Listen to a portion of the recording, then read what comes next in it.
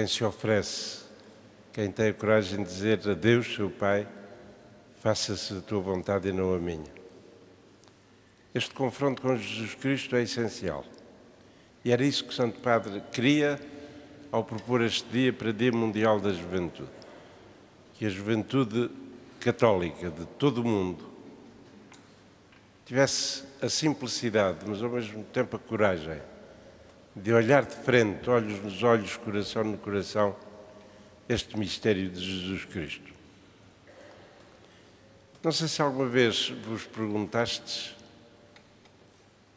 o porquê deste grande mistério, porquê é que Deus se fez homem?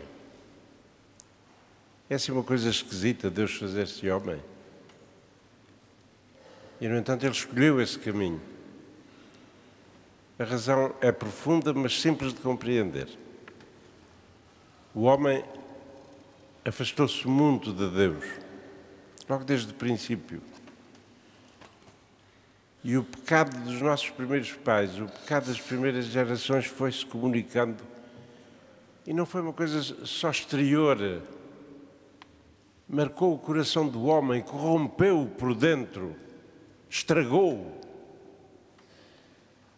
O homem ficou incapaz de recuperar a intenção de Deus ao criá-lo, de ser alguém que partilhava da sua intimidade, do seu amor.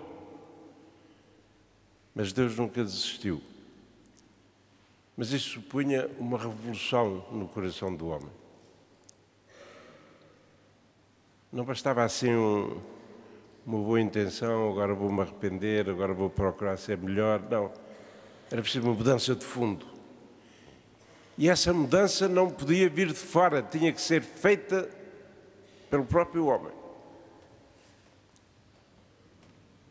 E até Jesus, houve muitos homens bons, justos, profetas, santos, mas nenhum foi capaz de reunir em si, para essa mudança radical, os homens todos, e de fazer ele próprio essa revolução interior. Foi por isso que Deus achou que um homem que fosse à partida filho de Deus podia reunir em si todos os homens de todos os tempos.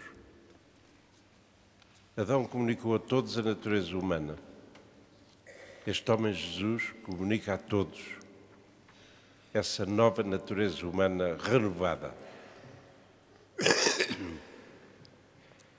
O que significa que, a partir desse momento, a compreensão do homem, a compreensão da vida, só se pode fazer profundamente em Jesus Cristo.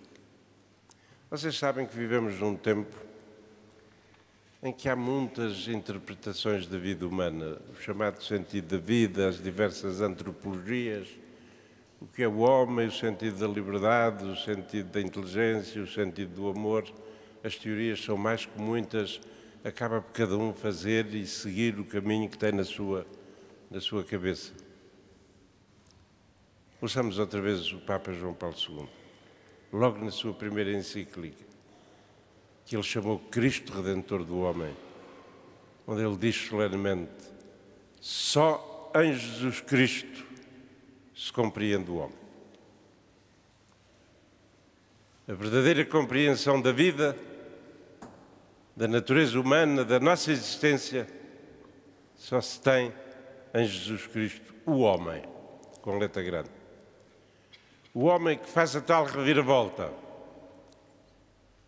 O homem que volta a pôr a humanidade em capacidade de diálogo amoroso com Deus.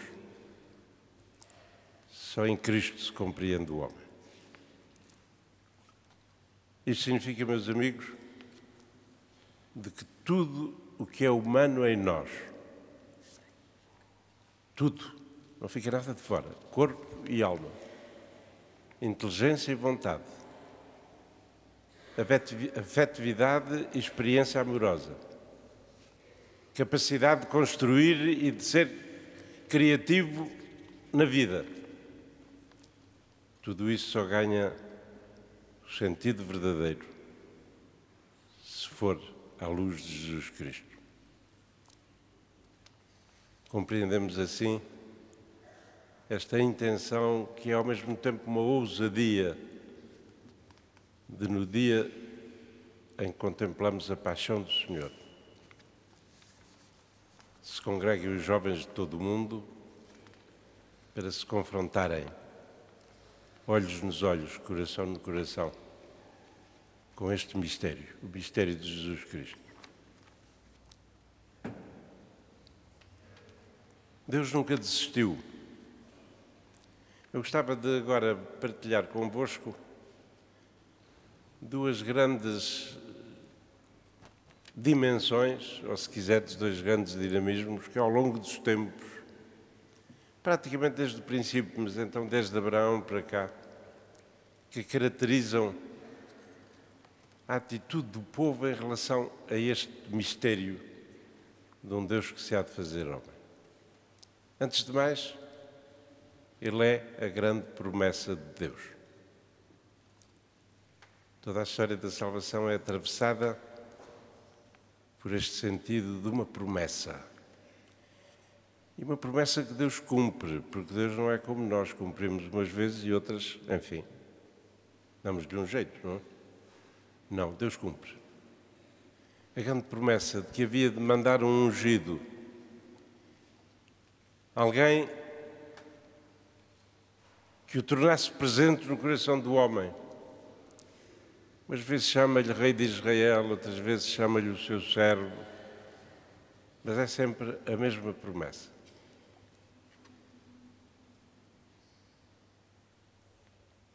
O outro dinamismo, por isso mesmo, porque ele é a grande promessa, ele é o grande desejado. Lembram-se daquela reação do Santo Simeão no Templo de Jerusalém? Um justo, aí está, um homem bom, um justo do Antigo Testamento. E quando Nossa Senhora e São José foram apresentar, cumprindo a lei, aliás, se foram apresentar no templo com o menino, o Simeão teve um baque de coração, percebeu que era ele, que Deus tinha cumprido a sua promessa, e então manifesta este longo desejo da sua vida. Agora, Senhor, podeis-me deixar ir em paz, porque os meus olhos viram aquilo que tanto desejaram. E um dia os discípulos de João Batista, Jesus já era notório, já estava a pregar, já tinha feito milagres. É, não é? É o prometido, não é o prometido? E o João Batista manda os discípulos ter com Jesus e a perguntar-lhe uma coisa muito simples. Olha lá, tu és aquele que desejamos ou temos que esperar outros? És tu, afinal, aquele que desejamos? Isto, meus queridos amigos, tem imediatamente para nós dois desafios. A grande promessa de Deus. Sempre que sentirmos Jesus na nossa vida, ao ritmo dela, pode ser em público, pode ser no silêncio da nossa intimidade. Sempre que sentirmos que há um contacto dele na nossa vida, o sentimos vivo na nossa vida, agradeçamos a Deus ter cumprido a sua promessa, porque ele continua a ser o prometido. Prometido a todos. Há tantos que ainda nem sequer são capazes de desejar isso. Mas nós somos.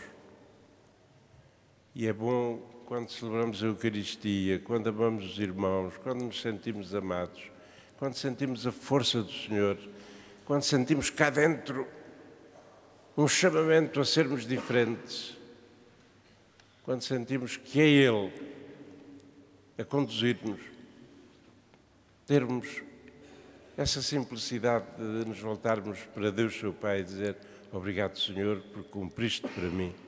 Agora, cumpriste aquilo que prometeste. E depois o desejo, o desejado.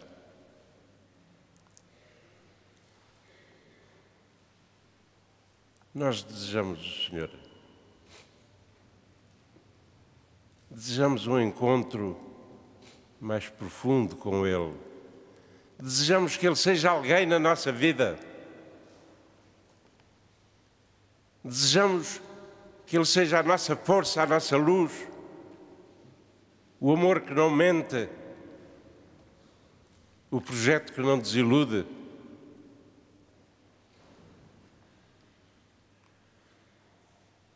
É que se não o desejamos, é porque Ele ainda não nos tocou o coração. O desejo é o dinamismo humano que nos leva mais longe. Com uma certeza, meus queridos amigos, é que cada vez que o experimentamos mais, ficamos apenas a desejá-lo mais. Porque a realização plena desse desejo de que Deus seja o Deus homem, seja homem na minha vida humana e que seja Deus para mim e que me introduza nessa verdade profunda, bela, nessa beleza da vida que tantas vezes nos escapa, esse desejo só será definitivamente realizado depois da nossa morte na casa do Pai. Uma grande mística do século XVII, Santa Teresa de Jesus, escreveu um dia, naquele livro de testemunhos e confidências que ela fazia, em tom de oração, diz: dou-te graças, meu Deus, porque me ajudaste a compreender que procurar-te e desejar-te, melhor, que desejar-te e encontrar-te são afinal a mesma coisa. Porque o prémio que tu dás àqueles que te procuram é um desejo ainda maior de te encontrarem. O grande desejado. Meus queridos amigos, façam deste Deus feito homem, nosso irmão, que veio para mudar tudo, para dar um sentido novo a tudo o que é humano em nós, que é capaz de intimidade, que é capaz de ternura, que é capaz de confidência, que é capaz de ter uma relação amorosa com cada um de nós. Façam dele o desejado da vossa vida. Assinar o mais íntimo de vós mesmos, porque só Ele dará a dimensão verdadeira a tudo o que de belo vós tendes como pessoas humanas, homens e mulheres, criados pelo Senhor. Uma das coisas bonitas nesta pedagogia de Deus é que o Senhor teve consciência que esta obra do seu Filho precisa de tempo. Precisa de tempo em termos de humanidade, na história da salvação, precisa de tempo na nossa vida, na vida de cada um de nós. O tempo, a duração, é um instrumento com que Deus funciona muito bem, porque Ele sabe esperar, sabe aproveitar os momentos, sabe ficar à espera daquele momento.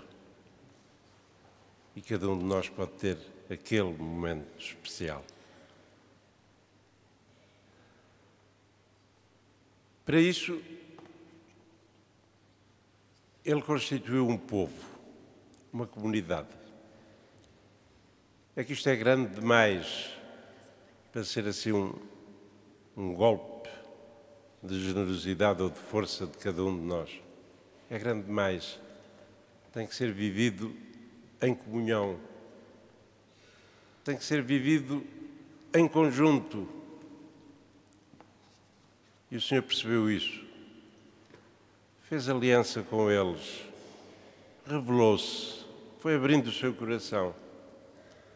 Fez uma coisa maravilhosa. Escolheu um povo e deu-lhes o privilégio de ter sido desse povo que nasceu o Filho de Deus. Podia ter nascido noutro sítio. Mas não, porque Deus quis que essa encarnação do próprio Filho de Deus acontecesse a este ritmo do tempo e no povo que ele tinha escolhido, com o qual tinha feito aliança, o seu povo. Eles serão o meu povo e eu serei o seu Deus. E digo, meus queridos amigos, nesta descoberta, nesta caminhada com Jesus Cristo e para Jesus Cristo, é extraordinariamente importante, eu diria mesmo, é definitivo, que nós o vivamos em povo de Deus, que o vivamos neste povo a que nós pertencemos e que brotou da própria humanidade de Jesus, brotou da sua Páscoa. Esse povo chama-se Igreja. Isto não é uma caminhada individual de valentões, é uma pedagogia de Deus para este povo, onde nos ajudamos uns aos outros, onde aprendemos a esperar que o Senhor cumpra a sua promessa em cada dia, onde aprendemos uns com os outros a desejar ir sempre mais longe nesta fidelidade, nesta descoberta, neste perceber a beleza da nossa vida à luz da própria humanidade de Jesus. Vamos começar a celebração pascal. É um momento do ano que se repete. Repete-se porquê? Por causa do tempo. Vós que sois jovens, se descobrirdes já este dinamismo que vos estou a falar, se vos confrontardes verdadeiramente com ele, tendes uma longa caminhada para o descobrir mais. E aí, meus queridos amigos, isso só é possível ajudando-vos uns aos outros. Ajudando os que são, porventura, menos jovens que vós. Dando testemunho disto. A Igreja é um povo que, no meio do mundo, torna, pelo próprio facto de existir, torna presente, é anúncio, é testemunho, é argumento de experiência de que vale a pena. Vale a pena seguir o Senhor. Vocês sabem o que significa a palavra Páscoa, certamente. A palavra Páscoa vem desde aquele dia em que os israelitas saíram do Egito, conduzidos pelo amor de Deus, e passaram da escravidão para a liberdade. Uma liberdade que lhes custou, uma liberdade que teve a travessia do deserto, que teve as peripécias todas do povo, por um lado a fugir e, por outro lado, à espera de qualquer coisa de novo, mas liberdade. A passagem, a grande passagem. A palavra Páscoa significa passagem. Mas não tenham ilusões, meus queridos amigos, não bastam os vossos bons propósitos. É com Ele que nós podemos fazer esta passagem. Em cada dia mais, em cada mês mais, em cada ano, quando repetimos a Páscoa mais, é com Ele. Ele é o nosso pastor, é o nosso guia, é o nosso timoneiro, é o nosso mestre.